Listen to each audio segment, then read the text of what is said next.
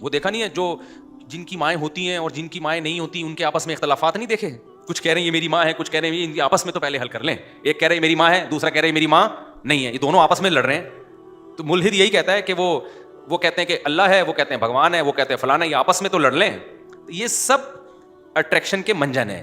اس لیے دنیا میں مذہب بہت سارے رہیں گے, ان بہت سارے مذہبوں میں لڑائیاں بھی ہو سکتی ہیں. ان لڑائیوں کو دیکھ کے کہنا سارے غلط ہیں, یہ دنیا کا سب سے بڑا بے وقوفی والا دعویٰ ہے. بھائی ان میں سارے غلط نہیں ہیں, جو صحیح ہے آپ نے اس کو کیا کرنا ہے, ماننا ہے.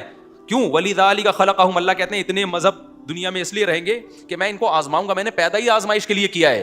جہاں موسیٰ ہوگا وہاں فرعون بھی ہوگا. فرعون نہ ہوتا تو موسیٰ کی کیا ضرورت تھی پھر؟ سمجھتے ہو کہ نہیں سمجھتے؟ تو حق اور باطل ہمیشہ کیا کرے گا, پیرالل چلتا رہے گا. تو تم نے دیکھنا صحیح کون ہے, کیونکہ اگر سارے ختم ہو گئے تو آزمائشیں ختم ہو جائیں گی. کمال یہی ہے کہ تم اتنے سارے مذہبوں میں تم حق کو پکڑ کے ڈٹے رہے اور اس کو پر قائم رہنے میں تم نے کسی کی مخالفت کی پرواہ نہیں کی, ہر لحاظ سے پھر اس حق کا ساتھ دیا. تبھی اللہ کہتا ہے یہ اختلاف میں قیامت کے دن حل کروں گا.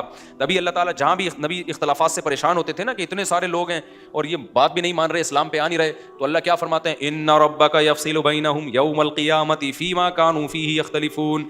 اے نبی تیرا رب قیامت کے دن فیصلہ کرے گا کہ ان میں صحیح کون تھا اور غلط کون ہے. تو میرے پاس ہی آنا ہے انہوں نے, میں فیصلہ کروں گا. اللہ نے یہ نہیں کہا کہ یہ کیونکہ سب آپس میں لڑ رہے ہیں لہذا سارے غلط ہیں, ٹھیک ہے نا. تو بالکل فرقوں میں بھی جب اسلام دنیا میں آیا تو ان میں فرقے بن گئے, ان میں کیا بن گئے, فرقے. اب دیکھو ایک اہم پوائنٹ کی بات ہے, اللہ کی بات سمجھ میں آ جائے.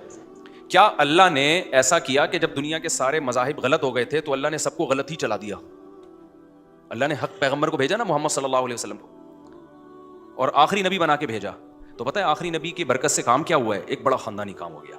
وہ خاندانی کام یہ ہو گیا, اب اللہ نے اور اس کے رسول نے اعلان کیا کہ اب اسلام جب دنیا میں آ گیا ہے اور نئے نبی نہیں آئیں گے تو اب مسلمانوں میں فرقے تو بنیں گے, لیکن ایسا نہیں ہو سکتا کہ اس زمین پر کوئی ایسا ٹائم آ جائے کہ سارے ہی فرقے غلط ہو جائیں. ایک فرقہ ان میں ہمیشہ حق پر رہے گا. لہذا اس حدیث اور قرآن کی روشنی میں جو یہ کہتا ہے نا کہ یہ سارے فرقے غلط ہیں, اس کا پروگرام تو وہیں سے ختم ہو گیا.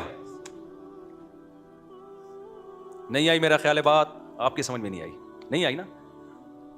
اب اتنے سارے فرقے ہیں نا, کہہ رہے ہیں یہ اتنے فرقے, وہ دیوبندی کہتے ہیں بریلوی غلط ہو, کہتے ہیں اہل حدیث غلط ہو, کہتے ہیں فلانا غلط ہو, کہتے ہیں ڈھمکانا غلط ہو, یہ سارے غلط ہیں, میں نیوٹرل ہوں. تو آپ کا نیوٹرل ہونا قرآن و سنت کی روشنی میں آپ کے گمراہ ہونے کی دلیل ہے. سمجھتے ہو کہ نہیں سمجھتے؟ نیوٹرل ہونا آپ کے گمراہ ہونے کی کیا ہے, دلیل ہے. کیونکہ اس کا مطلب آپ ان سب کو غلط سمجھ رہے ہو, تبھی تو آپ نیوٹرل کی طرف گئے ہو نا, کہ نیوٹرل بنے ہو. آپ کو ہونا یہ چاہیے تھا ان میں جو صحیح ہے اس کو سپورٹ کرو, اور جو غلط ہے ان کو کیا کرو, حق کے کا ساتھ دے کے باطل کو کیا کرو, اس کی حوصلہ شکنی کرو, اس کا حصہ بن جاؤ اس جنگ کا.